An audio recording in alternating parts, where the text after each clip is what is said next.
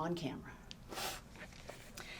Today is Friday, September 8th, 2017, and we are here at the Atlanta History Center. With me, my name is Sue Verhoff, and I am Director of Oral History and Genealogy at the Atlanta History Center. With me is Frank Luton, a volunteer with the Atlanta History Center. Frank is serving as our scribe today, and we are honored to have with us Mr. Alan Charles Gravel. Mr. Gravel is a veteran of the United States Air Force serving in the Vietnam War, and we're very grateful for you taking the time to come and do this today. Mr. Gravel's history is being recorded for the Library of Congress's Veterans History Project, and we want to thank you for your service and thank you for taking the time to do this. You're welcome, thank you. So to begin our interview, if you could state your full name and your date and place of birth, please. I'm Alan Charles Gravel. I was born in Alexandria, Louisiana, November 30th, 1945. All right. So tell us a little bit about your growing up years. My mom and dad were of different religions, so for a few years we spent with my grandparents when they were arguing about what schools we would go to. But my dad had diabetes since he was 16 and died when he was 37. I was 10. And so that sort of shaped my life. We were poor. We didn't have much of anything. We basically lived on Social Security, survivor's benefits from the time he died until the time I got out of college, I guess. But my mom was very focused on us getting a good education. She had been the only girl out of a family of boys, and all the boys got a chance to go to college and she didn't. So she was really focused that all of us would go to college and we would get an education. And so out of the four of us, we have 4 bachelor's degrees and 2 master's degrees, and we accomplished what she wanted, I think. I was something of a good student in high school, so I went on a scholarship to Louisiana Tech in civil engineering, and then I went from there to the University of Texas in graduate school, and from there I went into the Air Force. Okay. Well, what prompted you to go into the Air Force? Tell us about that. The draft. Okay. When I went to graduate school, if it had not been for the Vietnam War and the draft, I probably would have stayed there, gotten a PhD, and become a college professor or something. I don't know, but that was sort of my expectation at the time. When I went to graduate school, you could get a student deferment for graduate school. But during the first year I was there, they said, yes, okay, we'll give you a student deferment, but only for 1 year.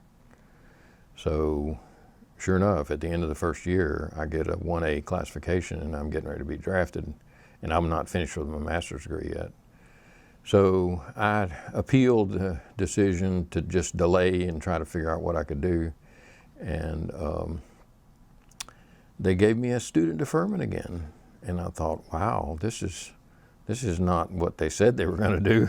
This is not what the newspaper said the new policy is. And sure enough, a month later, I was 1A again. I will believe until I die that was a clerical error on their part. They shouldn't have given me the student deferment, but they did. And it was a very fortunate thing for me, because in the meantime I had discovered and learned a little bit more about the appeals process, and learned that you didn't have to appeal to your home board. You could appeal to the board of your residence. And I was at graduate school at the University of Texas in Austin, and there was not a bigger concentration of anti-war east of the Rockies than there was in Austin, Texas. And the appeals board there, the Selective Service Appeals Board, had a 1-year backlog. So I appealed my second 1A classification, and I never heard about it again, because that gave me a year basically to finish my master's degree, get my thesis written, enlist in the Air Force, get a delayed enlistment thing in the Air Force, and qualify to go to flight school. So wow. It was one of those places in life where, but for one little difference, my life would have been very different. But whoever made that clerical error, what I think was a clerical error at my home draft board, changed my life dramatically. So Wow. I had gotten married when my wife graduated college, which was a year after I did. So we had just gotten married when I got the 1A classification.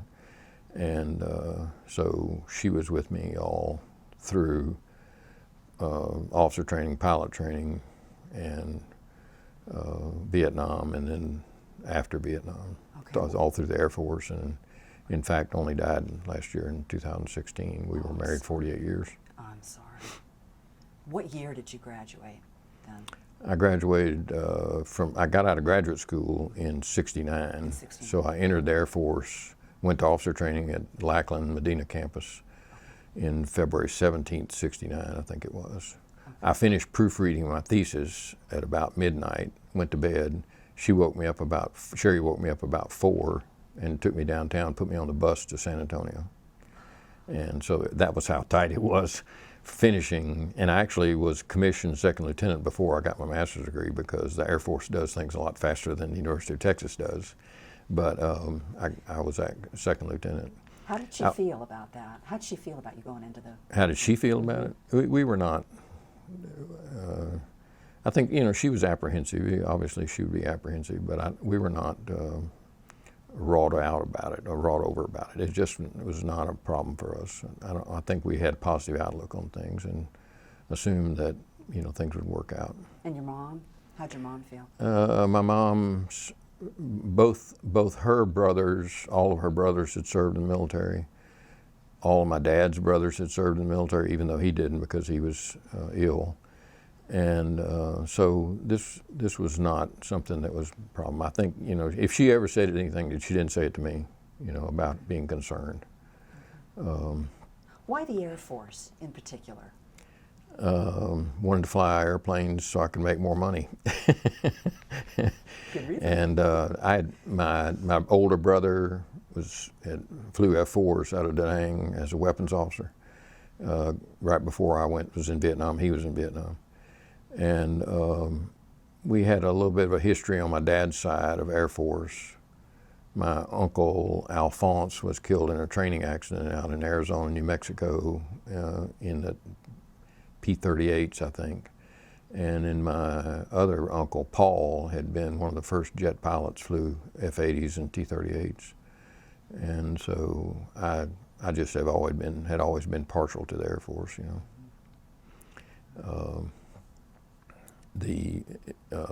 although there were in all those uncles, there was Marines, Navy, Army.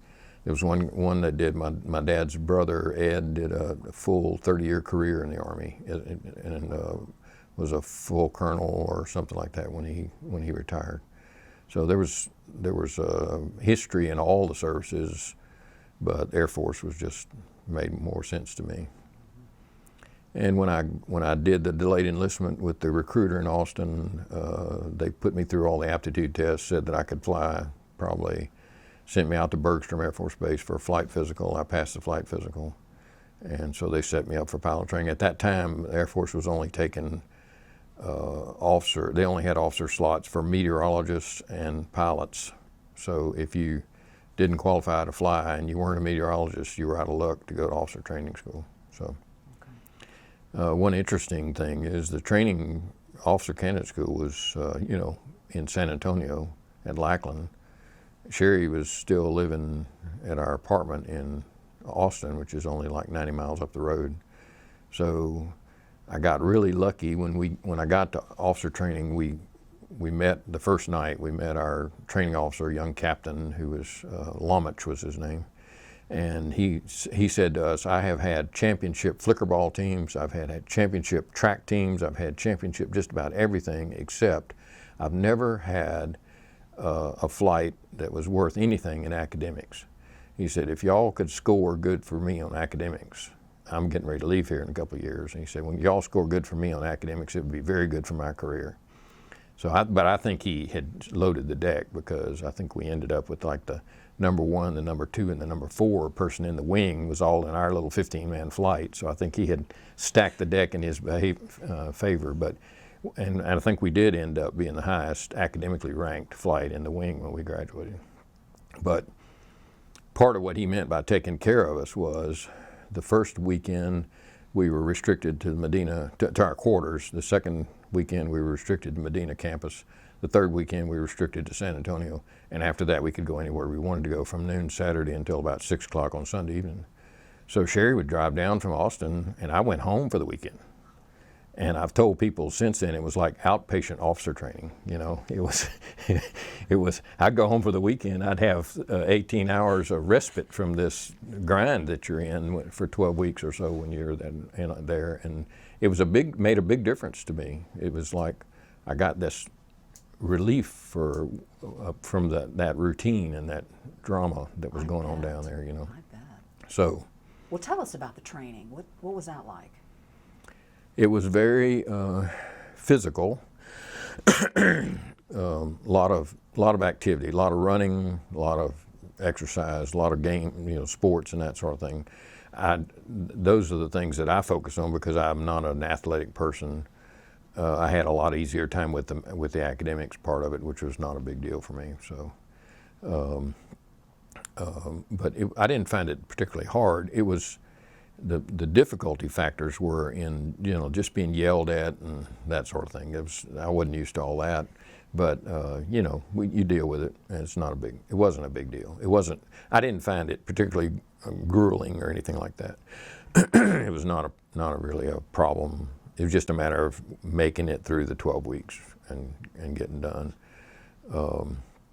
One interesting thing that happened is, on the second week, I think I was there, we had the wheel hat, the hard hat that's the Air Force uniform. And I had a little spot on my forehead. When I put that hat on, there was something happened there and it made a big goose egg. So they sent me over to Wilford Hall to the flight surgeon. And the guy says, well, he was like a plastic surgeon or something. He says, you have a sebaceous cyst on your forehead. I'm going to put you on flight cap orders. So I said, well, what does that mean? He says, well, basically you get to wear whatever hat you want to wear. And it doesn't matter what the uniform of the day is. You wear the hat that's most comfortable to you. Okay, fine.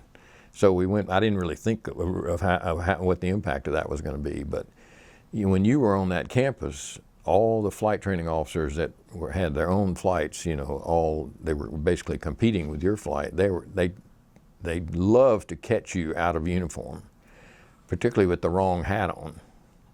So this was a source of immense comic relief to us because I had this little sheet of paper in my pocket, and we would be marching across the campus, and some training officer who thought he was going to ruin my day would come over there and stop us and come up to me and dress me up. I just let them say whatever they wanted to say. I didn't interrupt him. They would dress you up one side, down the other. They would try to humiliate you is what they were trying to do. How stupid do you have to be to not be able to get the right hat, And so I let him say whatever he was going to say. Then I just pull out my little flight surgeon excuse thing, and the rest of the flight could hardly contain their laughter, and that was a problem too because he didn't want to be embarrassed. But anyway, that was a little comic relief, and that was also a help for our little officer training period. But anyway, we finished that in around May of '69, and I went to Del Rio for pilot training at Laughlin Air Force Base. Now, the 12 weeks, was that ground school as well as the physical stuff? It's an officer training. It's not pilot training at all. It's although pretty much everybody there was going to be pilots, but it had nothing to do with flying. It had to do with training as an officer, all the stuff about ranks. Basically getting you into physical condition and teaching you about how to be in the military, basically. Gotcha. They used to say, we take away all your privileges and we take away all your rights and give them back one at a time as privileges. So, it was like basic training for enlisted people just to try to get you into the military mode of thinking about things. Okay. I went to pilot training. First phase was T-41s, which is a Cessna 172 for a month, just to basically weed out people who don't have the aptitude for flying, and then went to T-37s, which is a subsonic twin-engine jet trainer, slow, pretty slow, 300, 400 miles an hour, something like that. And that was for 5 months. So when you finish that, you're halfway through the program. And then they put you in T-38s at that time, which is a supersonic jet trainer. And as I mentioned, I'm not an athletically skilled person. So the first 30 days in T-38s was under the bag, in the back seat, basically instrument training. And I did fine with that. The second phase was what they called contact, which is stick and rudder skills, learning how to fly the airplane just, by the seat of your pants, basically. And I had some difficulty with that. There was a one maneuver, the heavyweight single engine landing, that I had serious difficulty with, and so I failed my first check ride. They put me up through remedial training about 4 times. I kept failing check rides. So I went for what they called a 99-99 ride, which was the final check ride. If you don't pass this check ride, you go to nav school, navigator school. So I went into the standardization office, and Lieutenant Gravel reporting, sir, and he said, "Gravel, huh?" And I said, "Yes, sir." And I'm thinking, well, where's he going with this, And he said, "You're not kin to Sam Gravel, are you?" And I said, "Yes, sir, that's my older brother."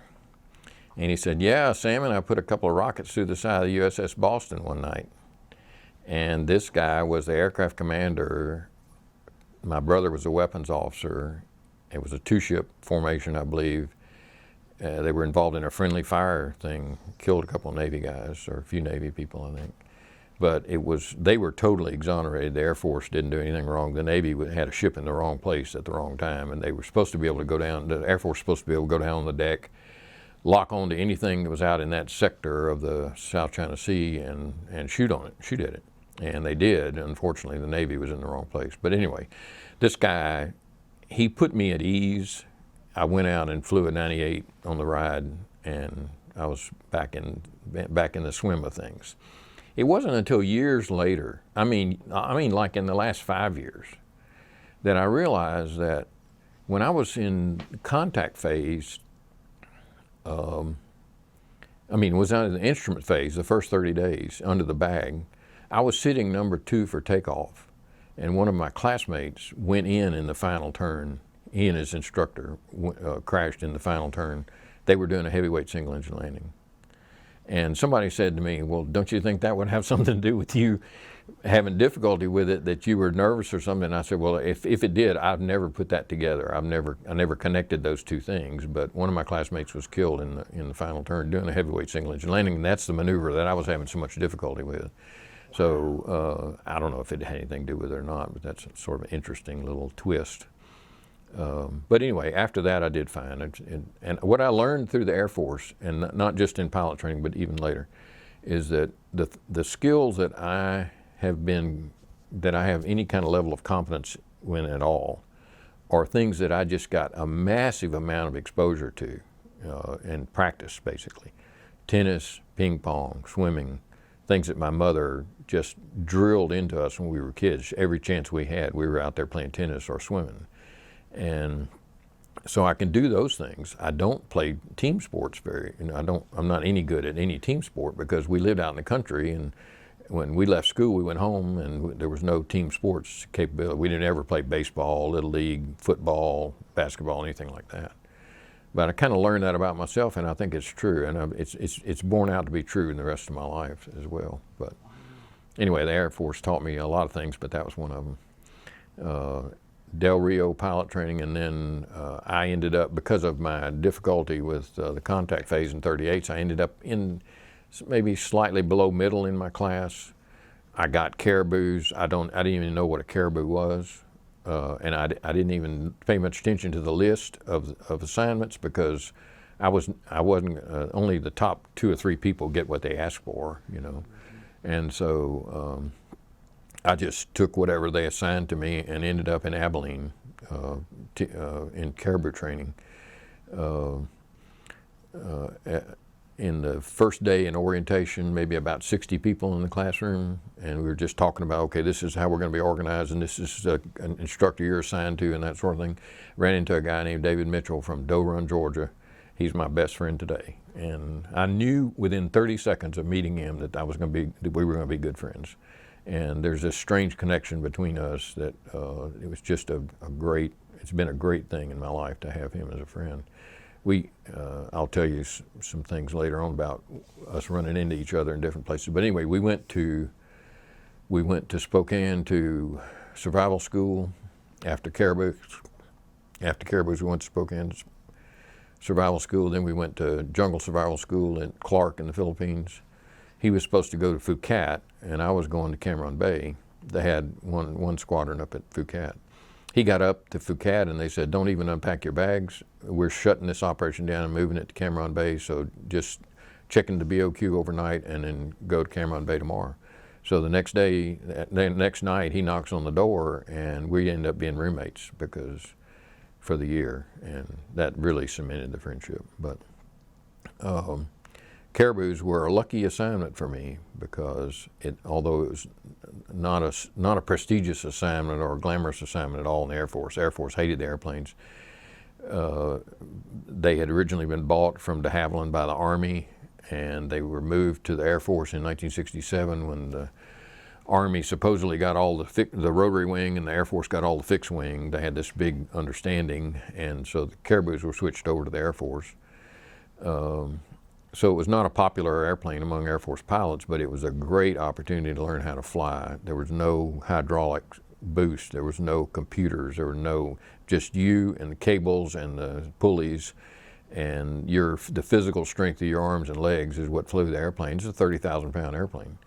And flying into these little short fields, we basically hauled supplies and passengers and all material of all sorts from the main bases out to the little forward fire bases. And we had to land, our shortest runways was 980 feet, I think, and 40 feet wide. And you would land in all sorts of difficult grass runways, mud runways, pierced steel plank, what they called, I can't think of the name of the oil. It's like oil dirt runway, and Pentaprime, and but we basically flew supplies from all these from the really big bases like Benoit, Cameron Bay, Bentui, places like that, out to the little forward bases right on the edge of mostly on the border of Cambodia and Laos, and so we flew a lot of interesting loads: chickens, geese, cows. Passengers, flew a Toyota Cressida one time. He belonged to the mayor of the city of Cameron, and he was down in Saigon area. He wanted it back home. Anyway, just ammunition, artillery projectiles, rockets, all kinds of things. And we got to go. They told us we flew into 75 different fields in Vietnam that no other fixed wing went into. I mean, we flew into a lot more than 75 fields, but we flew into 75 that no other fixed wing cargo went into. If we couldn't do it, they had to bring in a Chinook to do it because these were very, very remote forward areas. How much weight could you carry? How much cargo? It's about a 30,000-pound airplane. If you minimize the fuel and maximize the cargo, you can get about 7,000 pounds on it, but more likely it was about a 5,000-pound load. You basically had 25,000 pounds of airplane and fuel and 5,000 pounds of cargo. One of the good things about our mission was that we were usually, not always, but usually we were going in full and coming out empty. So you could land a heavily weighted airplane, as long as you didn't have to go around. You could land a heavy airplane easier than you can take one off.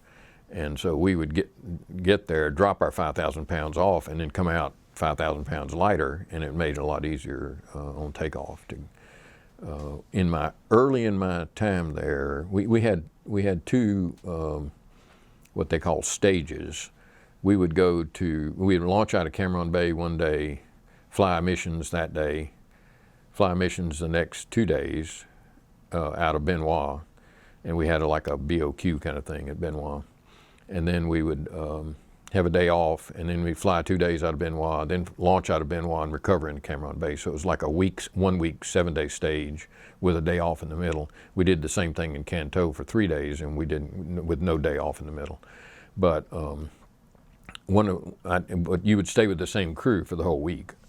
So I was with a young, as a co-pilot, young co-pilot, just checked out. I went to Benoit for a week with a young guy who was, his dad was supposedly a 3-star general in the Air Force. He had been to, he was a Air Force Academy graduate. He's a pretty cocky guy. He was good. It was good that he was good because he was very cocky. Man, he didn't take a bull off anybody, you know. So, but he taught me how to do we had procedures for doing what they called a tactical approach, which meant keeping it in. If you think you're going to be shot at, you keep it in close. You put the airplane on the ground and all that. But he taught me his version of that, which was slightly different from what was in the books. And the most important principle, though, was he said, the first time you want them to know you're there, to hear you, basically. The Viet Cong in the jungle around these camps, they couldn't see you very well because of the heavy tree cover, but if they could hear you. So he said the first time they should hear you is when you apply power for takeoff, to leave. He said then they don't have time to get you. And so he had developed this sort of several kind of principles about guidelines about what to do. Arrive over the field, 1,000 feet above the ground, and slow the airplane down as slow as you can get it. I mean, pull it back and just keep pulling the nose up, slow it down, and then roll it over and essentially do a spiraling dive down to land the thing. And you had at one point to advance the throttles to set the propeller in case you had to go around, but set the propeller pitch. But other than that, you do this entire thing at idle. You basically do a 1,000-foot spiraling pattern and put the thing on the ground without touching the throttles. And it sounds like you shouldn't be able to do that, but in fact you can do that in a Caribou. You couldn't do that in a C-130. It's not that kind of airplane. But we had this big chocolate bar wings, we could put the flaps down so far. You had a tremendous ability to kill airspeed by cross control in the airplane. You could aileron one way and rudder the other way, and it would just fall like a rock. And when you got where you wanted to go, you just take that out, and instantly you're flying again. It was an amazing airplane in that regard. And so you could literally, and we did routinely after that. I taught that to every co-pilot I ever had, and once I became an instructor, I taught it to every student I ever had, to try to not touch the throttles. And in pilot training, they teach you, if anything's wrong with the approach, if you're too high, you're too low, whatever, go around. No, not in Caribous. You don't ever go around in a Caribou. If you go around, you may as well go back to Benoit or go back to Cameron Bay, because when you go around, you make a lot of noise, and they're going to know you're on the ground. So my sort of philosophy was, don't ever go around. Never go around. It's either salvage the landing or go back to your base. But don't ever go around and come back and try to land. That was a bad mistake. So, the truth is, it's not that hard. When you hold that up as a standard for yourself, that's the goal we're aiming for, then you can do it.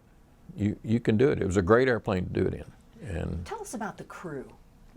We had a pilot, an aircraft commander, they call them, and a co-pilot, and we had an enlisted. Both of them were officers. We had an enlisted man who was usually like a tech sergeant or a master sergeant, and they were the combination flight engineer and load master. So they looked after tying the load down, and they looked after a few things about the engines, checking the oil and that kind of thing. We worked together pretty well as a crew. I got there in, say, September. I flew co-pilot until about right after Christmas. I upgraded to aircraft commander, and most of the guys in my class stayed aircraft commander for the rest of their time there. I was lucky enough to upgrade to. They made me an instructor pilot. At the time, they had a number of instructor pilots in the wing, but only about 2 at any one time would be lieutenants. The rest of them were majors or senior captains or lieutenant colonels or something like that. And so I honestly think the difficulty the difficulty I had learning to fly made it easier for me to teach people to discern what they were doing wrong and to teach them. And I think that's why, one of the reasons I got upgraded to an instructor pilot, because I could see what they were doing wrong because I had done it myself. Another thing that happened that I thought had something to do with that is I was flying the stage out of Benoit. There was a major there who was in charge of that little operation at any one time. He was a nice guy, and the guy that was there that day was a nice guy.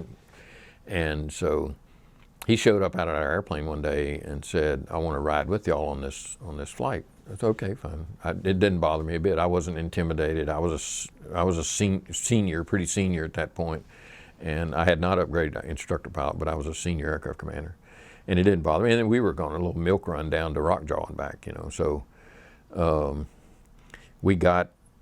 he said something like, "You think you need to take on fuel?"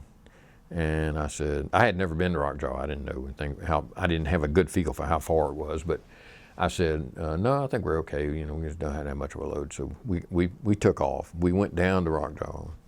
We landed there, unloaded, and started back. And we turned into this hellacious headwind. And we weren't we only went 120 knots anyway. So if you had much of a headwind, you weren't going very far at all. And so it became obvious pretty soon that he was right. I should have put on some fuel, you know. So I'm sitting there thinking, what am I going to do about this? You know, this is embarrassing, but you know, you can't be embarrassed to death. You have to do something about it, you know. And so we were going to pass right by Ben Toohey on the way. Ben Toohey is a fairly major base about 6 miles down the river from Canto, where we did our 3-day stage. So I was fairly familiar with it. And so I just called Airlift Control Element in Saigon, and I said, look, I'm going to have to make an unscheduled fuel stop at Ben Toohey. Is there any chance y'all have a load at Ben Toohey that's waiting to go to Saigon or Benoit? And they said, well, stand by. A few minutes later, come on. Sure enough, we do. And so I just diverted over to Ben Toohey. We picked up fuel and this load, and we went on to Saigon. And we got up. I forget if it was Saigon or Benoit we were landing at, but anyway, we got there and landed. And he didn't say anything to me about it. He didn't, but I think he was amused. You know, he was a nice guy. He was a nice guy. He wasn't going to try to beat me up about it. You know, I made a mistake, but I had done the right thing to correct it. So I think that was no problem for him. But the chief of standardization when I was there, a guy named Major Fry. Actually, he was about 4'6" tall, and his name was Major Fry. I always thought that was hilarious. But he had been chief of standardization supposedly at Altus, where they taught 141s. So he was very, very qualified pilot, very, very qualified. And so he told us one time, he said, you guys have more command authority and more freedom and requires more piloting skills and decision-making skills out here because you're by yourself. He said a B-52 pilot back in the States has got Omaha on the line, you know, and do I turn right or do I turn left? Oh, turn left, you know. And there wasn't any kind of command and control like that in Vietnam. From the time we took off, we were on our own, and that picture I have of the caribou out there in the middle of nowhere, that sort of is indicative of that. It was a big sky out there, and from the time we would take off, we get out of the vicinity of the bases, you rarely would see another airplane.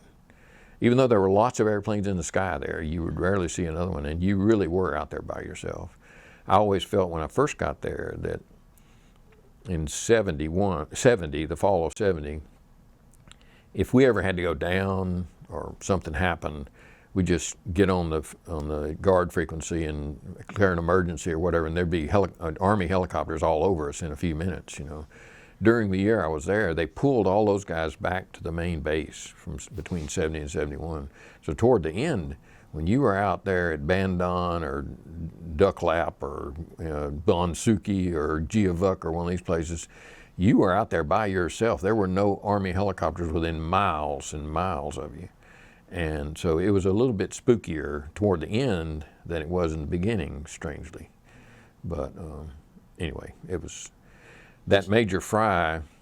We had our Iran facility, inspecting repairs necessary, was in Don Muang Airport in Bangkok. And so we would ferry airplanes over there and then ferry the repaired or inspected planes back. And they had worked out a deal where while some of the crews that went over there to do that would stay for a week, or stay for 2 weeks, I think it was, and fly a little courier run. I think they went to like Utapao, Udorn, Ubon, Chiang Mai, Tak Lee, and then back to Bangkok every day. You know, it was like a little courier run, and any passengers or mail or whatever that needed to go could get on that airplane. And so one of our crews was at Chiang Mai. They took off, routine takeoff, nothing. The top hatch flew open because it wasn't latched properly. The procedure for that was to enter the pattern, come back around, land, pull off on the ramp, latch the hatch, and then go again. But what everybody really did was kick the rudder, and the hatch would flap back down on its own when the wind stream hit it, and then you could just reach up and latch it. That's what everybody did. This guy decided that he's got 6,000 feet of runway. He just lifted off of the first 1,000 feet. He's just going to put it right back down. Well, he didn't realize that he had already lifted the gear, the landing gear. So he landed the airplane gear up 30 seconds after he took off. And so it was a big embarrassment to the Air Force and to the United States, I guess, because Chiang Mai was not so much of a military town, more civilian. And so this Major Fry called me in my hooch and said, "You want to go with me to Bangkok to fly an airplane home that's been landed gear up?" "Sure, I'll do that." And so we got on a C-130 the next morning with 2 engines, 2 propellers, and a bunch of mechanics and other equipment they needed. And we flew direct from Cam Ranh Bay to Chiang Mai. The mechanics worked overnight to get the airplane up and change 2 engines and 2 propellers. And then we went out the next day, and yet if you change an engine or a propeller, you have to flight test the airplane. So we took it up, shut the engine down, feathered the propeller, shut the engine down, restarted in the air, and each one of them. And we had our gear with us, and so we thought, you know, everything's fine. Let's just go to Bangkok. Let's don't land, you know, let's just go, waste that time. Let's just go on to Bangkok. So we took off going south to Bangkok, and before we got very far, this monster storm appears ahead of us, between us and Bangkok. So we keep easing around to the side, which would have been to the west, I guess. And we keep easing around and further and further, and this thing just keeps getting bigger and bigger. And so finally, he said to me, "Do you think maybe we ought to go back to Chiang Mai and get some fuel and do this tomorrow?" You know, I said, "Well, we were getting low on fuel." I said, "Well, let's just rock along here, and if I don't see something I could see the ground. It was hazy and foggy looking, but I could see the ground." I said, if we don't see something here pretty soon that tells us exactly where we are, because all of the antennas for the navigation and comm radios are on the bottom of the airplane. They'd all gotten scraped off. So they had given us 1 ADF and 1 comm radio. I think it was a VHF comm radio. And so we didn't have much in the way of avionics that were operable. So we kept, I was trying to navigate by watching the things on the ground, you know, features on the ground, rivers and stuff. So I said, if we don't come onto something that I'll know exactly where we are, then we'll turn around and go back. Otherwise, we'll calculate our fuel and see if we can make it. So sure enough, within that time, we come across a Hoover Dam type hydroelectric dam. I've got a picture of it I could show you, but it is a big concrete arch dam. I mean, it's like Hoover Dam, and no mistaking that. You know, I mean, that's a very good checkpoint, basically. So I said, you know, here we are. I found it on the map on the chart, and I charted to Bangkok, said, looks like we can make it on fuel, so we headed on down there. We eventually did talk to a controller at Tak Lee, but he was a Thai controller, and he didn't understand English any better than we understood Thai. So we got down to Bangkok, and we were really low on fuel. So he said, we'll declare a straight-in fuel emergency and get a straight-in approach. And so we did that. And so we got about a quarter-mile short final, and he put down the landing gear, and the two lights, the green lights on the two mains came on, but the nose gear didn't come on. And he looked at me and he said, it's been landed gear up before, it can be landed gear up again. So we went ahead and landed, but just when the mains touched, the nose gear light came on, because it's just some air in the system or something. And but lucky, very lucky.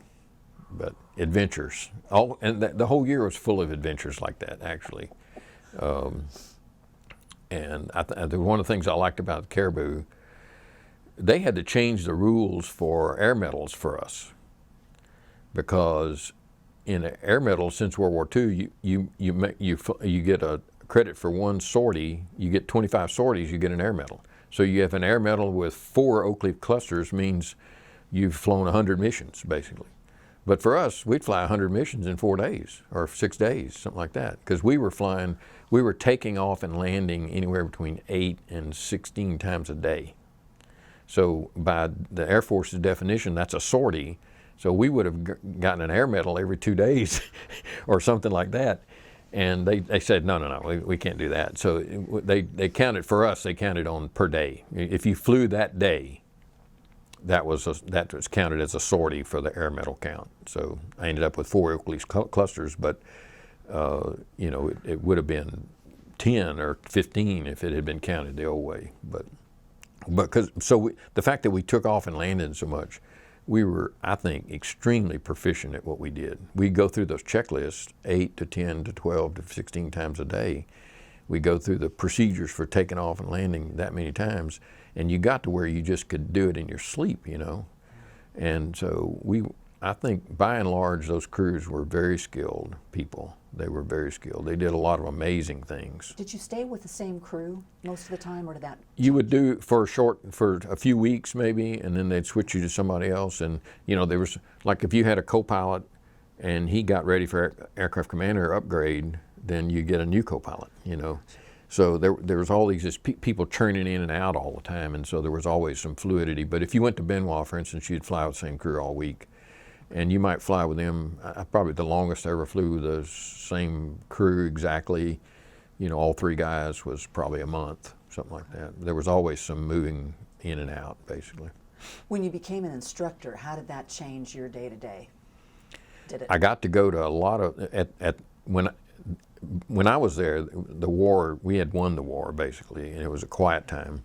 And so we didn't have a whole lot of missions into these little exotic fields like Dak Sieng, Dak Pek, Giavuk, places like that. And so they had to save, but since those were restricted Type 1 fields, you had to be checked out by an instructor pilot to go into those fields. Each one individually, they had to save those for training missions, basically. So as an instructor, I got to go into all of these little exotic places that like my friend David never got into. And I got a lot of pictures, that other people didn't get because of that. So that was the main thing. I enjoyed teaching. I enjoyed the instructing part of it, and I did some aircraft commander upgrade training and a lot of co-pilot upgrade training. But that was only probably the last 6 weeks or something like that. So you were there from '69 to? Yeah, like September 70 to September 71, basically. Daylight flying mostly? Did you ever fly at night? Yes. I guess Although we were not, we had landing lights and all that. We were not really equipped to land. The places we went into were not equipped, basically, for us to go into at night. Yeah. Although my DFC is for landed at night, basically. The citation doesn't say that, but that's really why it was given. Tell us about that. we had been flying out of Benoit all day, just delivering mostly ammunition, what they call POJOs, which is artillery projectiles. And we came in at the end of our day, we came in about 4:30 in the afternoon. The guy who ran the Benoit, the major who ran the Benoit operation, came out to the airplane and said, would y'all volunteer? We got some more loads. We're trying to get into Thignon. The neighboring base had been overrun the night before, and they needed some more ammunition taken into Thignon to defend themselves for that night. So I said, yeah. I mean, I looked at the crew, nobody had any problem with it. So we said yes. So we've been doing that all day to other bases. So we put the load on and took off. Well, when we got up there was a C-130 trying to get in, a couple of 123s trying to get in, and a couple of Caribous trying to get in, and it was only one airplane on the ground at a time. And this C-130 kept making these big bomber patterns, which we call bomber patterns. He would go way out low over the ground, and not something we would ever do. And of course, he's going a lot faster than us and all that. But by the time he got on the ground, got offloaded and got off the ground, then a couple of 123s and another Caribou, by the time it got our turn, it was dark. And I wasn't going home with that load. I was going to make sure we got that load. So we basically landed the airplane at night. And it wasn't that hard. Were there any lights at all on the field? We had no lights on the field. Well, not airfield lighting. There was other lighting in the adjacent fire base and this and other. You could kind of see where things were, and you had landing lights on the airplane. But it was not something we did normally, But I've said about the DFC many times, that was by far not the most distinguished flying that I did over there. If you really wanted to know, if you could really tell all the stories, the distinguished flying was other things, but most of the other things weren't allowable by the books, so you didn't talk about them. And so, can you tell us about some of those experiences? If you want to, a little further on, I'll tell you one. Let's just wrap up the Caribou thing, I guess. Basically, I've talked to you about Sanaboo. That's another interesting story. Yes, please. At Christmas time, each squadron would have a Caribou painted up with a Santa Claus face on it.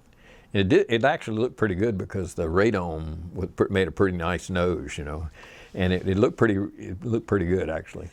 So I never flew it, and they would choose one crew on Christmas Day, to fly that mission, and 3 or 4 Red Cross donut dollies would go, and they would have punch and refreshments and all kinds of Christmassy type stuff, and for the guys in the field, and they would hit about 10 or 12 of these forward fire bases, the artillery bases out on the border mostly, and so.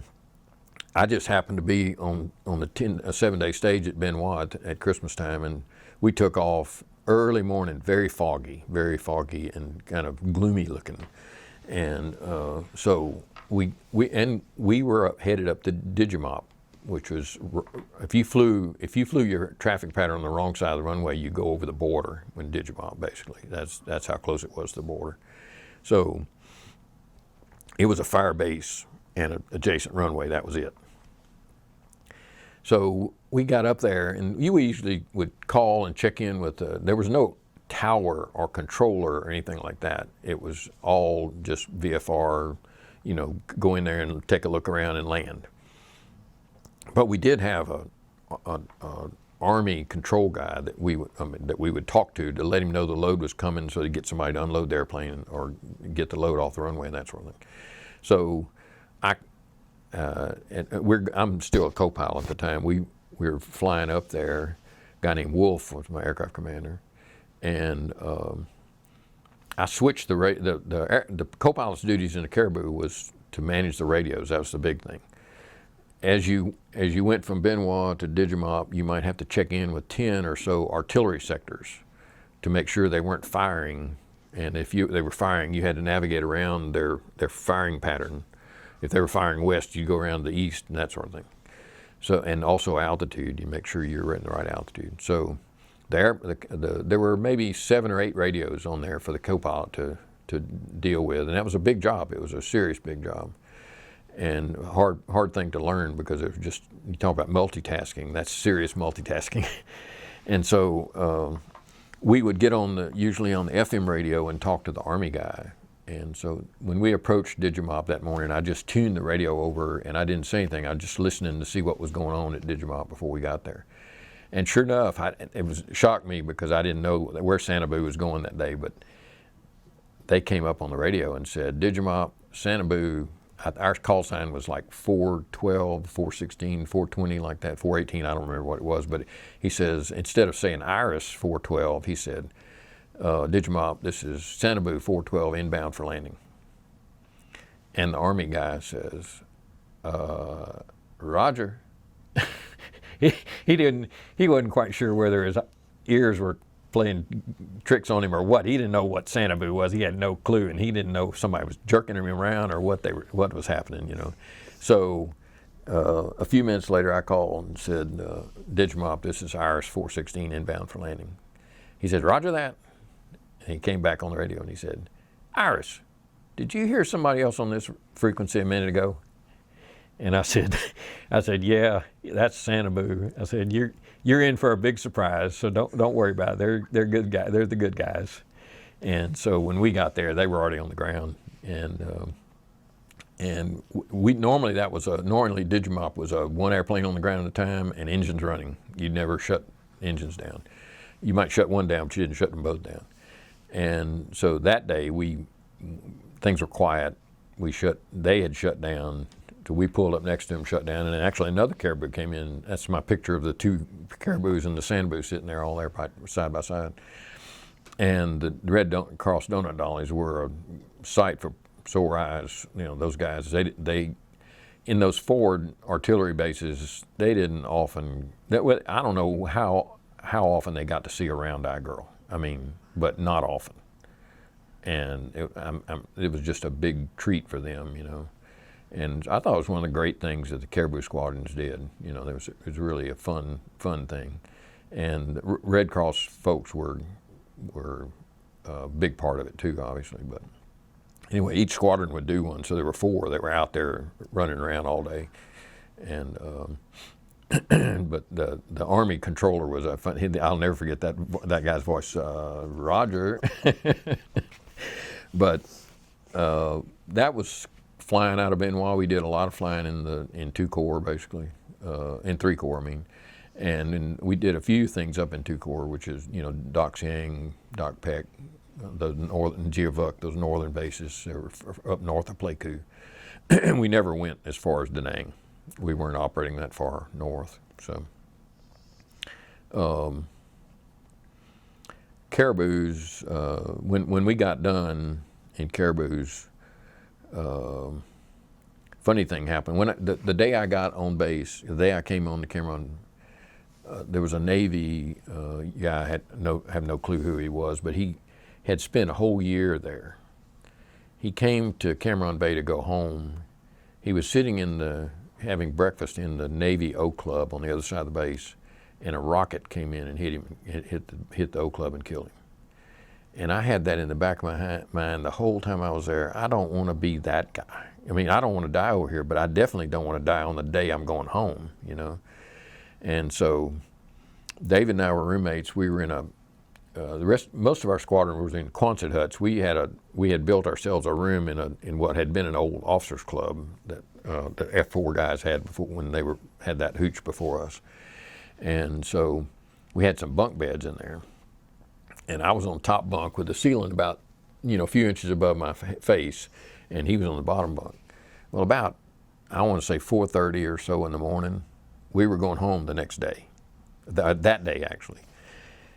The sappers, the Viet Cong sappers, got into the bomb dump there at Cameron Bay, and they set off explosions that ended up setting off more explosions, So like early in the morning, 3:30, 4 o'clock in the morning, that we're going to leave and go home, we heard this go boom, and the ceiling came loose. It was plywood and all kinds of dirt and stuff above it. It popped the ceiling loose and down onto my face, and all the dirt is everywhere out of the attic. And so I came flying out of the top bunk and went under the bottom bunk. And there he was. We were like this side by side under the bottom bunk, and said, what's going on? We didn't have any idea what had happened. And so in a minute, some guy comes in the front door and said, hey, y'all are missing the fireworks. And so we come sheepishly climbing out from under the bed. We go outside.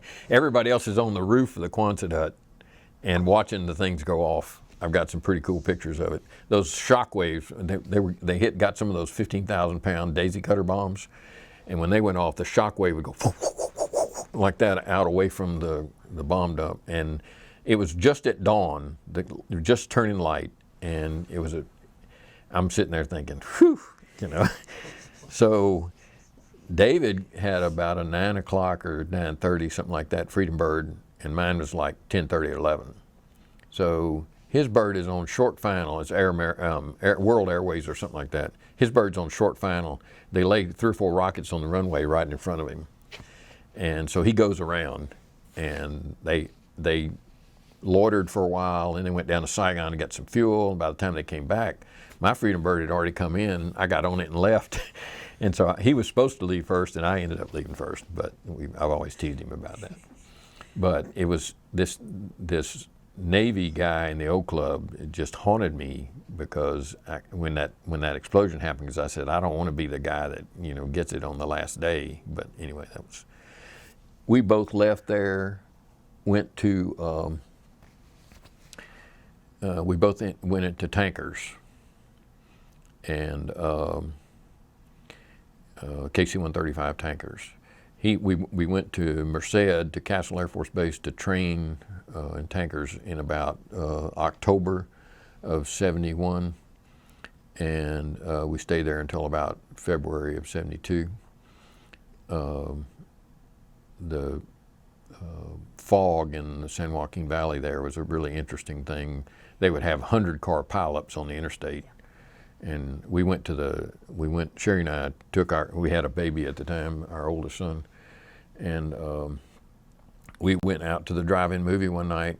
The movie was the summer of '42.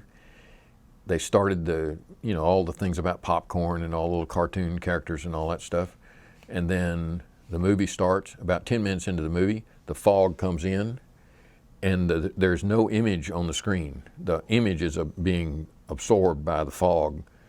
And so after about 15 minutes, the guy comes over the speaker and says, hey, looks like we're not going to be able to do it tonight. Y'all come by and get your money. So we went by, and he refunded our money. We went home, but I've never heard of a drive-in movie being fogged out before, but that's exactly what would happen. And apparently happened over there all the time. It's a routine thing. But that was the big event of the training. I remember shooting radar patterns in the 135, and you'd be, if you were above the fog, you could see there's a guy over here turning downwind, there's a guy over here on downwind, and maybe a guy climbing out just ahead of you. And when you went into it, it was like going down into the water of a swimming pool. It was just like that. And you go from being able to see 40 miles to not being able to see 4 inches in just a matter of a few seconds.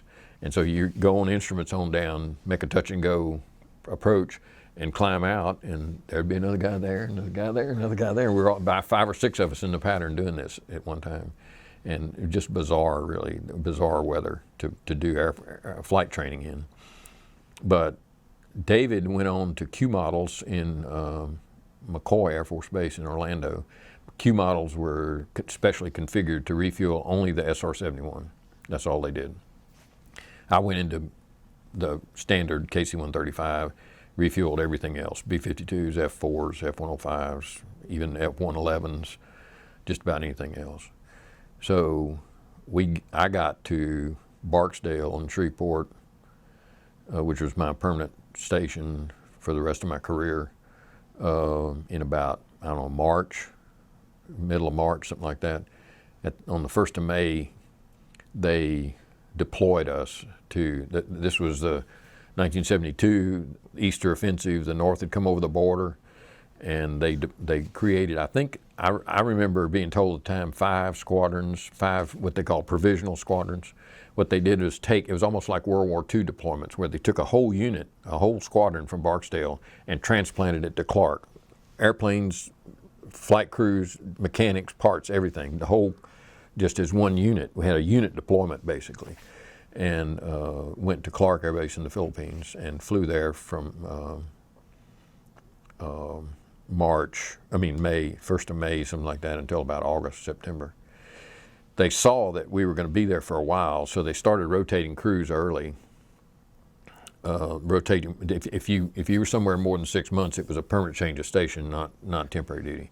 So to keep us TDY, they had to start rotating people home and rotating new crews over there. And when we started, we were 11 airplanes and 14 crews flying 10 missions a day. And toward the end, it was like 65 or 70 crews, 25 airplanes, flying 20 missions a day. It was not nearly as much fun as when we were flying all the time, you know. But we flew from the Philippines 2 hours to Vietnam. We usually set up in the Purple Anchor north of Da Nang, and wait for people to come up that needed fuel. A lot of F-4s doing fast forward air control work, and other close air support type airplanes, dropping bombs and shooting guns at the enemy, try to stop that offensive. Sometimes there would be 3 or 4 tankers in the orbit at one time, so we always refueled at 16,000. There would be a tanker at 20,000, another tanker at 24,000. Maybe you would come in at 28,000. When the guy at 16,000 used up his fuel, he got bingo fuel ready to go home, then everybody would rack down 4,000 feet, and the new guys came in at the top. How we did all that without running into somebody is remarkable, I think, but a lot of discipline, a lot of common sense being applied. But one afternoon we were up there, I flew with this one crew. He was a young aircraft commander, had minimum time in the airplane. I think they put me with him because I had combat experience and I was a more experienced co-pilot, and they wanted him to have somebody to look after him. And so we did that through the Philippines. I rotated, I think somebody at the squadron must have known what my wife was pregnant with, as it turns out, with twins. We didn't know that at the time.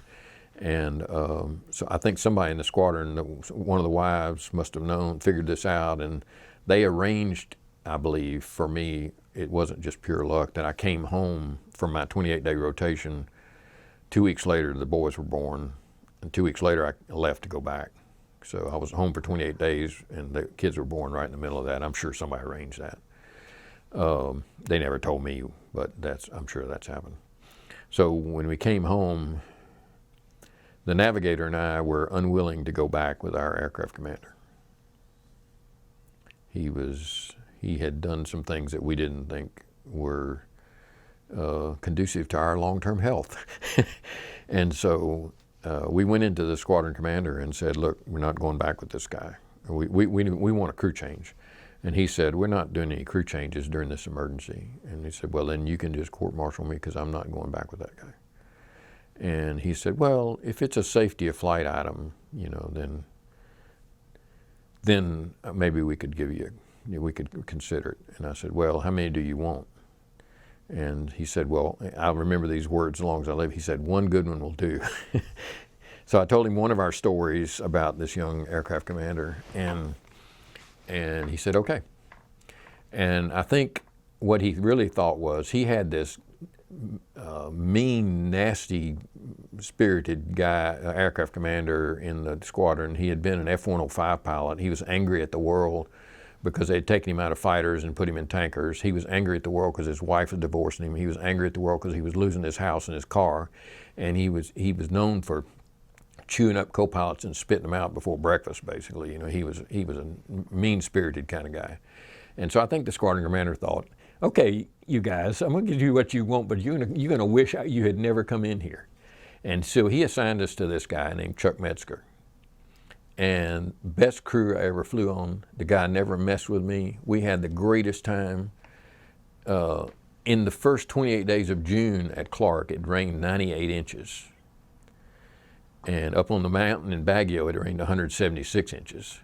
It washed out the pipeline to Subic. So Subic was where the Navy was bringing in the fuel and pumping it up to the tanks in Clark, and we were taking 155,000 pounds. Every airplane took off on the hour, 155,000 pounds. That was a lot of fuel.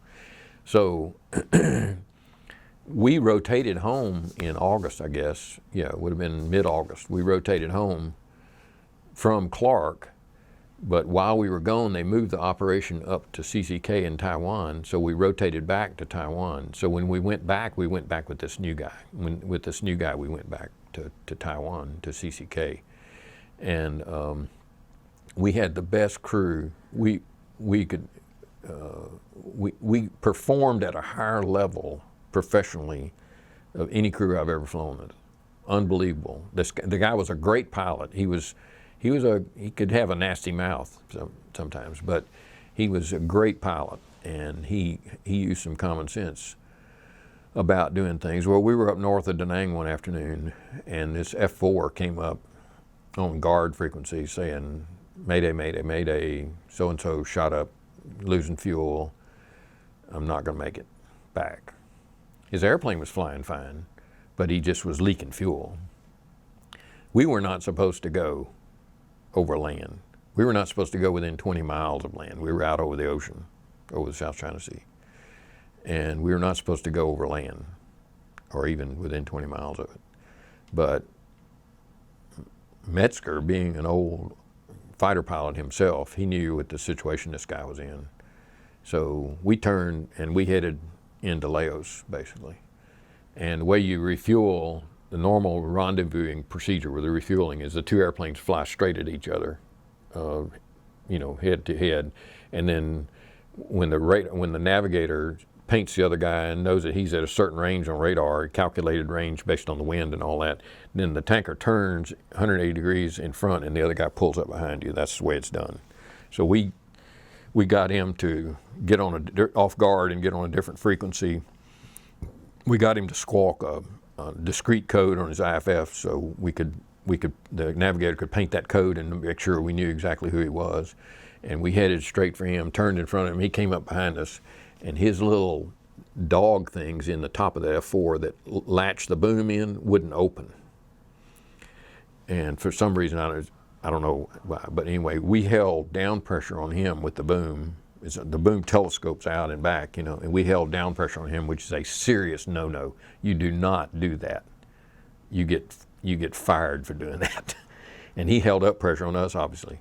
And we dragged him about 40 minutes down to Da Nang and cut him loose, and he landed at Da Nang. Don't know who the guy was. No idea what unit he's from. Could be from Takli, could be from Udorn. We have no clue. We had no idea where he's from. But for that few minutes, we're linked together. So I'm pumping all 6 pumps. Usually with an F4, you use like 2 pumps. I have all 6 pumps turned on. The boom operator says the fuel is just streaming back over the top of his fuselage, but he's getting just enough past the check valve to replenish what he was burning, basically. They didn't put any extra fuel on him, but we gave him enough where he could get down to Da Nang. So a few years ago, there is on the internet, you can find it if you search it, I think. There's a substantially similar story about a tanker in Thailand that went up. They were doing a strike over North Vietnam, and an F4 came out of North Vietnam. He had one engine shot up, and he was in bad shape. It was a much more dramatic situation than ours. He was in seriously bad shape. This tanker goes up there and hooks up that guy, goes over North Vietnam, which he's not supposed to do, hooks the guy up and brings him back. And when he lands, the tanker commander says, you're off flight status, you're going to put you up for a court-martial. And when the F4s found out about that, they said, we think he ought to get a Silver Star. So the story that's on the internet, and it's supposedly it's a true story, is that the 2 orders hit the general's desk on one day, and the general said, what am I going to do with this? I either court-martial him or I give him a Silver Star. Don't do anything. But it made me wonder how often those kinds of things happen. Metzger told me when we left that day, he said, okay, this didn't happen. You're not going to say anything to anybody about this? no, he's telling the whole crew, the four of us. And I thought I remember thinking at the time, that's a little bit overblown. Nobody is gonna criticize us for going and saving that guy. Nobody would do that. Yeah, they would too. Yeah, they would. And he was smart to tell us to not say anything. It made me wonder how many times things like that happen where people did really, really seriously heroic things, and not that ours was heroic, but that other guy was. You do seriously heroic things or distinguished flying, if you want to call it that, and it can't be recognized because it flies in the face of all the rules and regulations. And Metzger knew when to waive the rules and go do what had to be done, and we were skilled enough to do it and do it right and get away with it and be safe with it, So this other story came out of years ago because one of the guys was at his granddaughter's school in, I want to say Spokane, Washington, or Seattle, somewhere up there, and he's telling. This is bring grandpa to school day, for the granddaughter, and tell her your war story. So he's telling the story, and the paraprofessional in the school class, and I've heard that story before, and the other pilot was her dad in San Diego. They got the two together, and it's on the internet. You could find it if you look for it. But it did make me, it made me think about the DFC thing. A lot of people deserve DFCs over there. Some of them got them, some of them didn't. But the things that we did, that I did, or was involved in doing personally, I think were much more. There were a lot more things that were more distinguished than the thing I actually got the award for, But anyway, we had a great time with that crew. Then when we came back to Barksdale, what happened was we were at CCK. Kissinger announces pieces at hand. The aircraft commander and the navigator used to sleep on the way to Vietnam, so I would fly the airplane, and the boom operators, the tech sergeant, would navigate by dead reckoning. And when we got to the Da Nang TACAN and I could lock on Da Nang TACAN, we would score him. He would say, "We're here," and I would say, "No, the TACAN says we're over here, and so you're 4 miles off or you're 10 miles off or whatever." That we would score him. We played a little game to kind of pass the time. But we heard Kissinger say pieces at hand on the HF radio out of Radio Hong Kong. And so the United States had until January 1st to transfer weapons systems and airplanes and tanks and whatever to South Vietnam, and then after that, under the treaty terms, they couldn't transfer any more weapons. So they wanted to give South Vietnam F-5 fighters, but the United States didn't operate F-5 fighters. We didn't have any. They weren't in our inventory. So, but Taiwan did. So they cut a deal with Taiwan that they would, I guess, buy all the F-5s that they had and transfer them to South Vietnam and then replenish them as Northrop could get them built. But Taiwan would only do that if the United States guaranteed their airspace in the interim while they were doing this. So they sent a wing of F-4s, or a couple squadrons, sometimes they sent some F-4s from the United States to CCK to guarantee their airspace against China, basically. And there wasn't room for us and them too, so we got to come home. We came home December 4th, 72. The other provisional squadrons that were over there stayed until like February, March of the next year. But we came home December 4th, 1972, and I spent the rest of my time at Barksdale. For a while there, we didn't sit nuclear alert right away. We had to go through some refresher training and all that for sitting nuclear alert, and then we started sitting nuclear alert. I think I only sat alert once or twice since I was when we got back from CCK. I had 17 months left in the service, and they made a decision that nobody with less than 18 months would upgrade to aircraft commander. So I was stuck as a co-pilot, very senior co-pilot, but I was stuck as a co-pilot for the rest of my time, and which didn't bother me. And so what they did is they created sort of a little unofficial position of instructor co-pilot, and the new co-pilots coming in from pilot training, they would put them on my crew with me. I would teach them how to be a co-pilot, and then when they were done, they'd rotate them to another crew, and I'd get another one. So I had a whole series of co-pilots going through my crew that I would basically instruct. But when it came time to sit nuclear alert, I let them sit nuclear alert. It didn't serve any purpose for me to sit nuclear alert. So I only sat alert once or twice in the 18 months I had left. And then, which is a good thing, because my wife had been home with 3 babies and 2 infants and a 3-year-old. And so I got to spend a little bit more time at home. And I did some good things for the Air Force as well during that period of time. I was sitting in there one day just killing time, just playing with numbers and looking at things. And I realized that the obstacle that we used for our daily flight planning at the end of the runway was a tree. And we used that obstacle to calculate our takeoff roll and all that. And every year or two, they would update the height of the tree, So I realized one day that our emergency war order training, our emergency war order flight plans, which are sort of pre-canned at the time, they weren't even using that tree. They were using a fence or something out there. I forget what it was. But basically the obstacle that was being used to plan the nuclear war launch was not the right obstacle. And in fact, there were other more difficult obstacles out there that you would have to get over, and there's a good chance that tankers wouldn't have made it off the ground. So I brought this to the attention of my AC, Metzger, and he said, go tell the squadron commander. He loved it when he catch them doing something wrong, So he said, go tell the squadron commander. So I went and told the squadron commander, very nice guy, a major.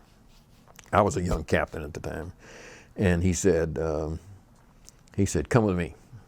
We go to the wing commander and the wing commander's office, and I show him what I found. And he said, son, you may have just saved us on the IG. If we have an inspector general come in, or they have these guys who make no notice inspections. They just land, and all of a sudden you're supposed to respond as if it's a nuclear war and that sort of thing. So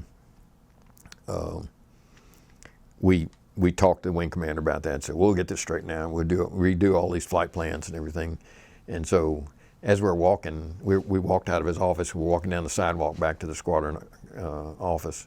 And the guy says, son, you did a great job here. You did a great thing for this bomb wing, and you did a great thing for our tanker squadron. He says, yes, sir, yes, sir. He says, I just want to remind you of one thing. It takes 40 attaboys to make up for one oh shit. I'll remember that the rest of my life, because it's true. It is true. I got out of the Air Force in '74. I didn't really want to stay in because I wanted more time at home. I came back into the engineering that I was in graduate school for, and I came to Atlanta and got a job with a consulting engineering company.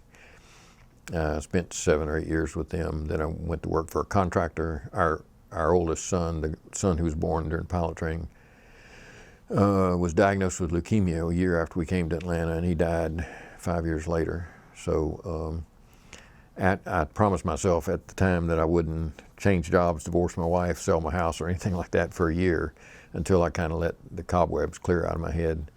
But about a year later, I was approached by a contractor to go to work for them, and I didn't end up going to work for them, but I did go to work for another guy, and spent 10 or so years with them. And then that company went out of business, and I started my company, Willow, basically with the people that I had in that company that were working for me in that company. And we've been in business now about 26 years doing heavy civil construction work. Mostly water and sewer related, or we build dams and water and sewer pump stations and treatment plants and things like that. And it's a small company, but it's a very sort of a close family kind of thing. Most of these guys that are my key people have been working for me for 30 or 35 years. And so it's been a good time. So Your twins? I think, when I remember when I got out of the Air Force, I was so busy trying to get back into civilian life and this, that, and the other. I didn't really think much about the military, didn't think much about Vietnam. Just something that happened and, go on. But in 2001 or 2002, when they were doing the Patrick Jaeger memorial at Lenox and Phipps Plaza there, John Sowers called me and said, you need to come to this memorial. This guy was a caribou pilot. And I said, oh, really? Where was he killed? And he said, Doc Siang. I said, I've got some good pictures of Doc Siang.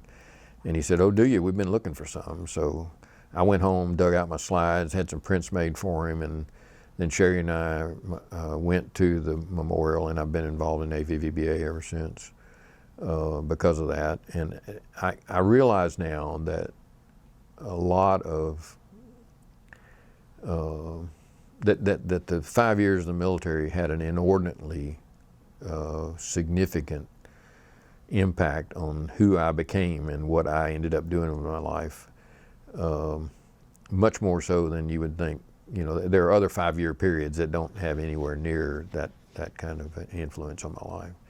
And neither of my boys served. They were kind of in the interim between two things, and they've never, neither of them have ever been in the military. But it's been a very, very significant formative thing for my life. And I think not only did I learn a lot about myself and about life in general during my military years, but it sort of formed how I look at other things. It formed. It's not only in terms of information. You gather information, but you also gather a way of looking at things that is different from what you might have seen if you had never served. So I am. I don't have, I didn't experience like a lot of the guys that I know did. I didn't experience a lot of loss of life of people who were close to me. That's not something we did. We just didn't. We were, a few times in caribous, we'd pick up KIAs and take them from the forward areas back to Saigon. But I was there at a very quiet time of the war. Years later, people talk about we lost the war. Really, when you think about it, what our objective over there was, we lost the war in a military sense in that we didn't occupy the land when it was over. But what we were trying to do there was to stop the spread of communism in Southeast Asia.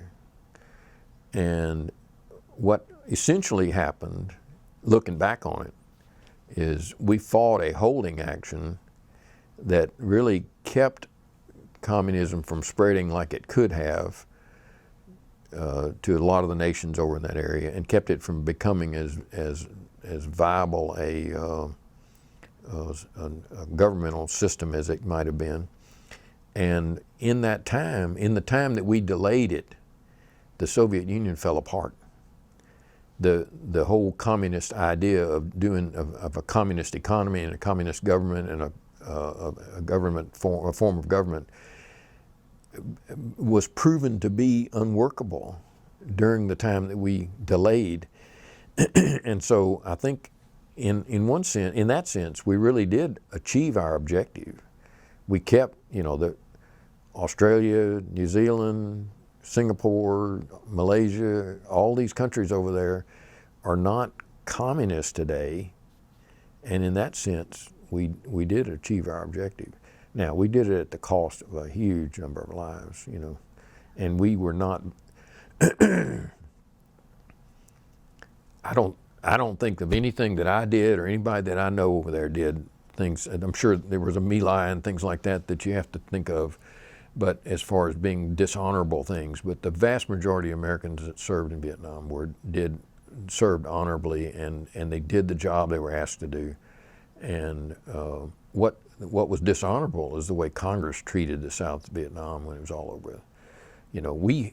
Does anybody remember that there was a thing called the Southeast Asia Treaty Organization that was patterned after NATO? And it was if you attack any of us, you attack all of us.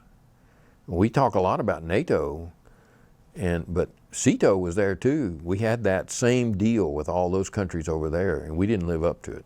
We didn't. We cut and run.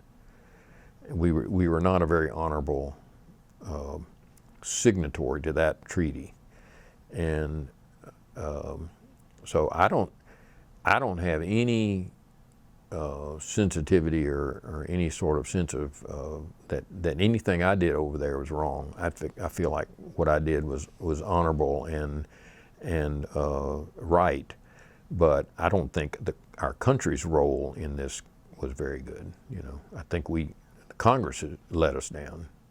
It's not, when they pulled the support for South Vietnam was done. There was no way they could survive without our support. If we had pulled the support for South Korea in the same way, they would have been done.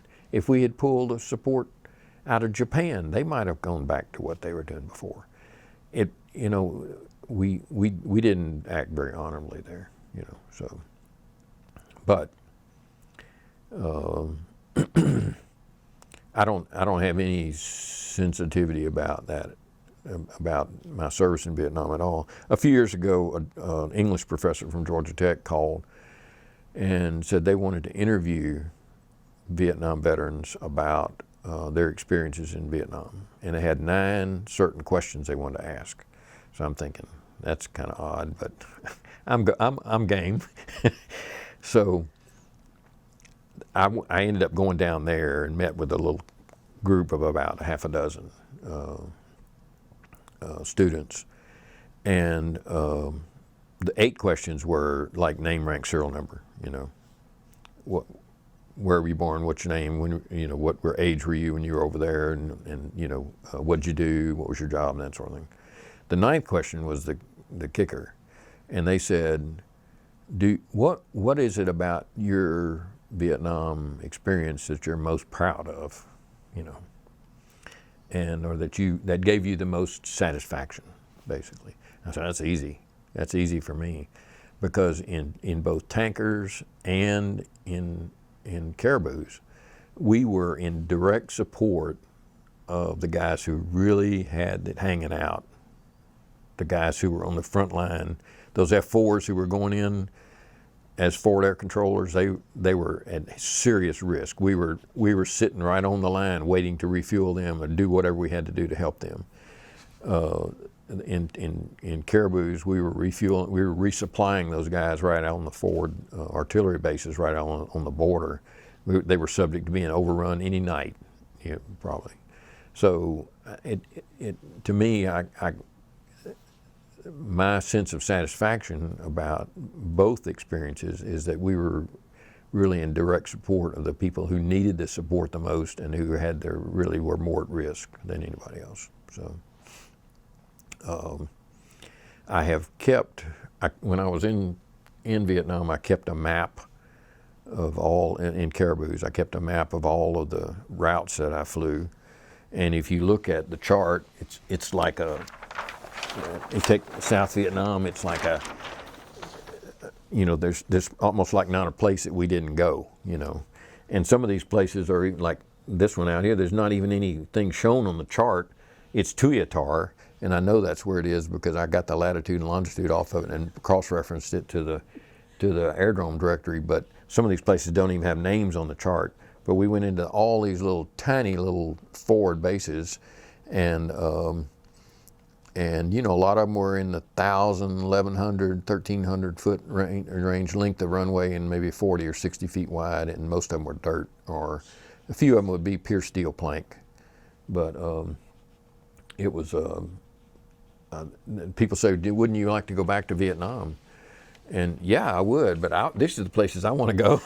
They're not going to let me go to those places. You know, I don't want to go to, I have no interest in going to Saigon.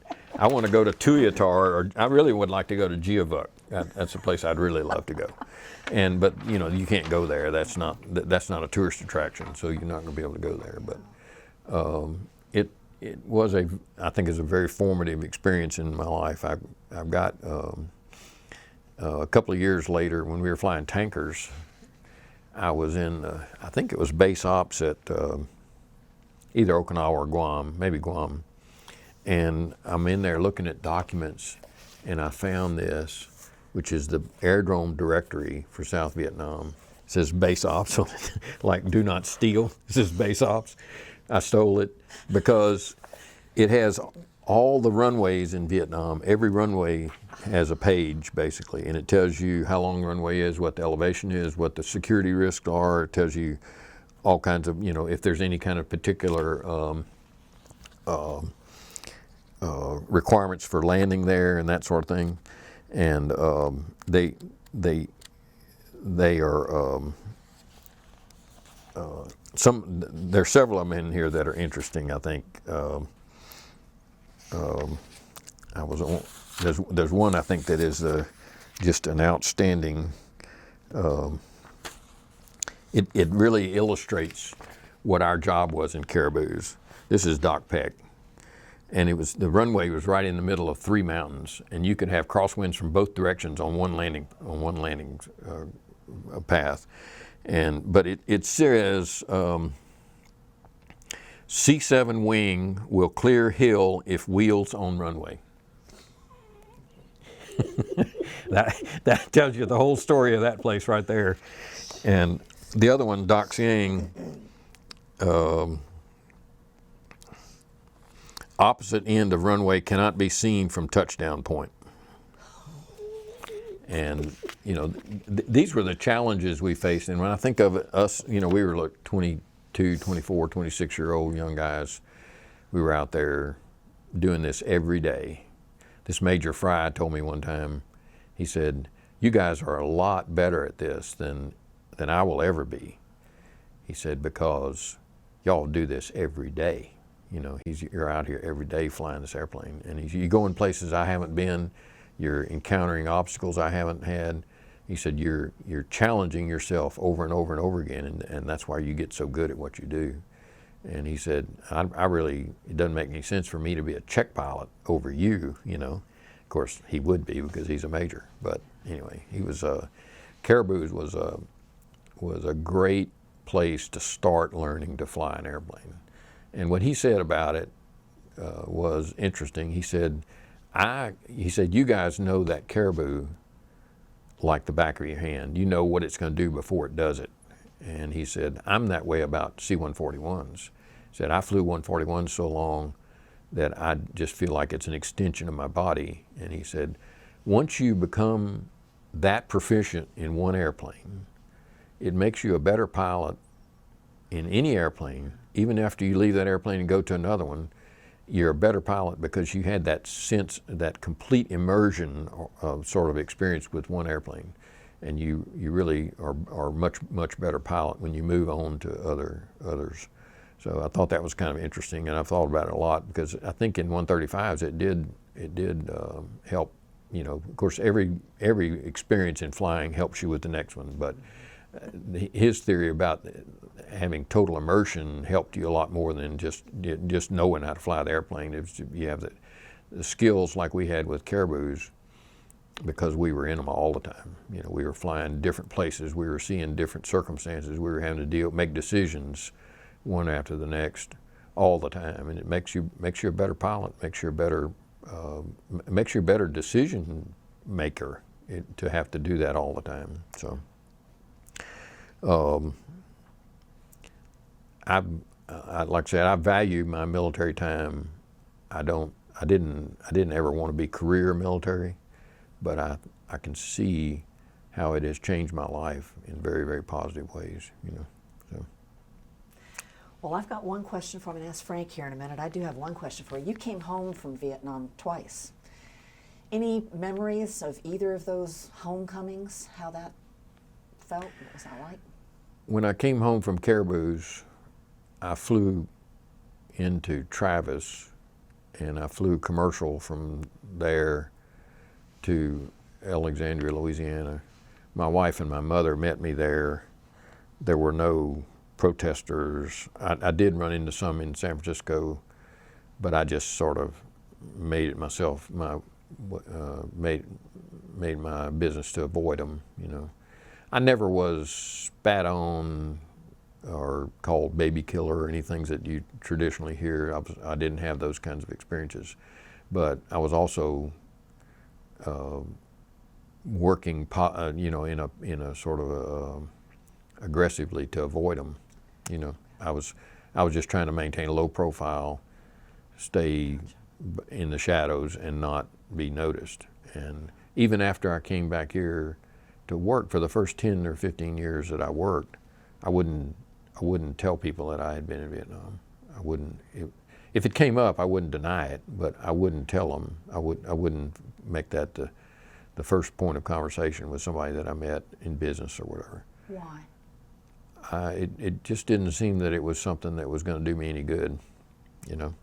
And it might not do any harm, but there are still people out there who believe that, you know, that what we were doing over there was so wrong that anybody involved in it was guilty. There's still people like that, and fortunately, they don't rule the day these days. They don't. They're not. They're the ones who have to keep their mouth shut these days, pretty much. And the other times, when I came home in tankers from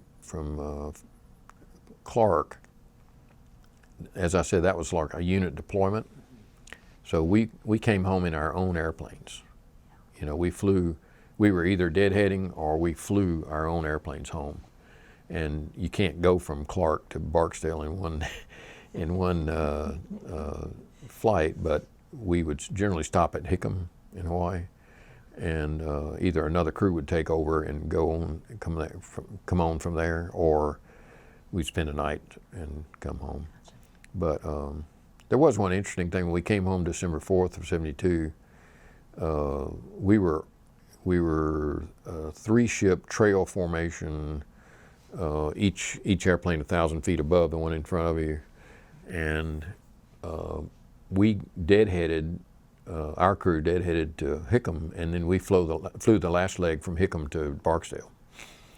And by the way, little known fact, across the Pacific, the longest single leg is from the west coast to Hickam in Hawaii.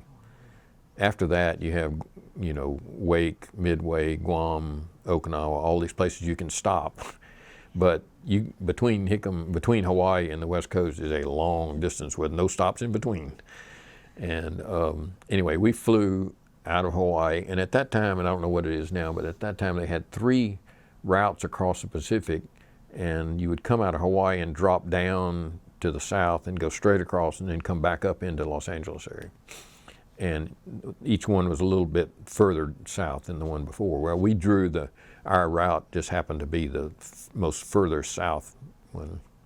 So we came out of Hawaii, we got across. I was the only, the tech sergeant who was our boom operator was single. The two, the navigator and aircraft commander had both just gone through divorces. So all of them were coming home to empty houses, basically.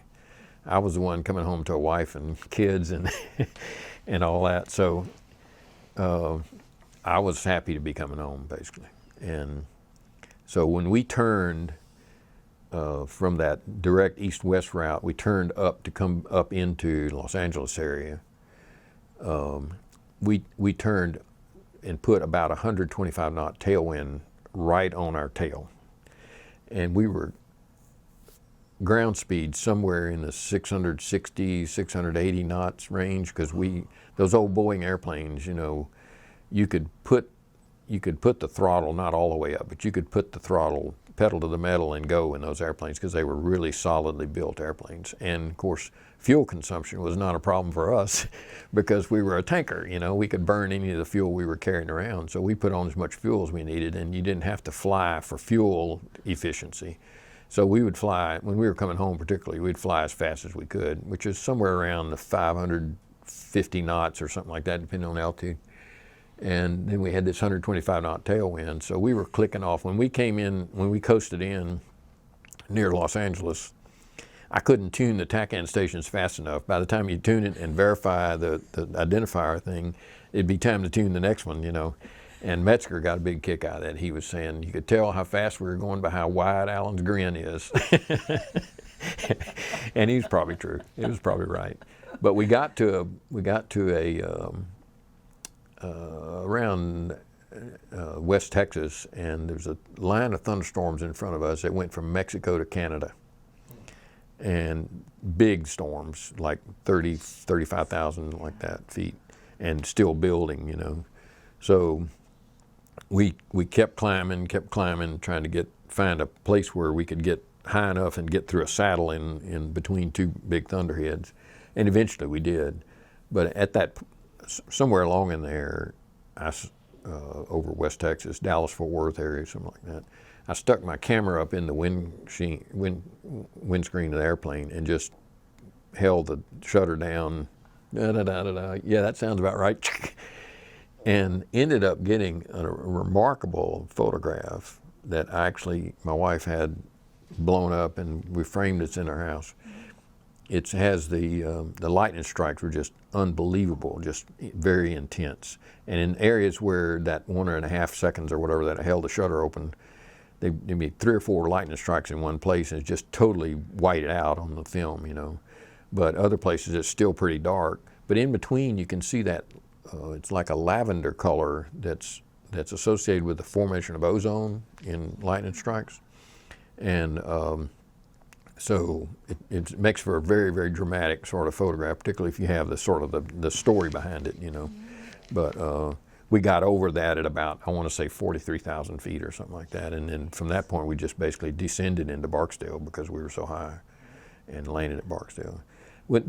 I was going to say a while ago, this business of the unit deployment is a kind of an interesting thing. We were out there when we went to Clark the first time in March of '72, May of '72. You know, you got wives out there, holding young babies. You got, you know, whole families sometimes of the older guys, the NCOs who were the boom operators in this center. They would have a family, maybe some teenage kids, and it was early in the morning before light, kind of, you know, foggy and gloomy like, and it was just sort of almost like a movie scene. You know, some of the wives are crying. We're trying to do our best to get on the airplane and, you know, concentrate on what we're doing and not crash on takeoff and that sort of thing. And it really did make you think that this is like a movie. You know, this is like something a scene you would see in a movie about World War II or something. That you had this unit deployment, everybody's going at the same time. You're flying with the guys you fly with every day, that sort of thing. It was very interesting.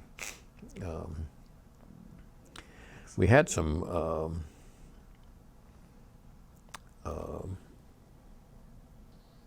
we had some interesting things happen in tankers. The fact that it rained so much at Clark in June of '72, we had, you know, corrosion problems on the airplanes, but mostly we had electronics problems on the airplanes. And you know, we were flying them no matter what, pretty much. I mean, not something that was going to be a fatal flaw, but if you could fly the airplane, we were flying it. And they ended up having to do some work on particularly the nose gear of those airplanes had to be all redone later because the corrosion got into the cracks and all the rain that happened that summer. And I think it put you know, what time we had off, I spent in the library there at Clark. Clark was, I think, maybe the most beautiful Air Force base I was ever stationed on. It's a shame that it's all gone away now with Mount Pinatubo and all that. But big 150, 200-year-old live oak trees around a central parade ground, and old sort of southern colonial kind of homes all around that were for officers' housing, and had good facilities, good libraries, swimming pool, tennis courts, all that stuff. It was an amazingly beautiful place, and I was really kind of sorry we left there and went to CCK, because there we had to live downtown in a hotel, and it really wasn't the same thing. But when I look back on this, there's about, you know, 50 dimensions of this, you know, all the different things that we went through and all the different experiences we had and the stories, and some of which, you know, I wouldn't want to tell on camera, but it was, they were nevertheless they're part of the experience, basically, you know. Some very scary times, and I probably came closer to having, you know, serious problems in tankers than I did in caribous, really. Even though in caribous we were in country, we were there in kind of a quiet time of the war. Tankers were a much more dangerous kind of thing to do because you were dealing with all that fuel, and you were dealing with high altitudes, and you were dealing with long distances, and sometimes, you know, those things would come together to create hazards that you wouldn't have otherwise, you know. Well, Frank, do you have any questions? I'm good. Are you good? Well, you have had a fascinating career. You were in 5 years, correct? Right, right. You packed a lot into 5 years. Yeah. You really did. And 2 very different kinds of aircraft, and like you said, fascinating missions and Rewarding. incredibly important work. Like you said, Yeah, you were in yeah. direct support of the guys on the ground. So Yeah. thank you. Thank you for all that you did. Thank you. Appreciate And it. thank The you time for y'all coming spent to with me. share those. Yeah, appreciate it. Thanks. Thanks. All right. Bye-bye.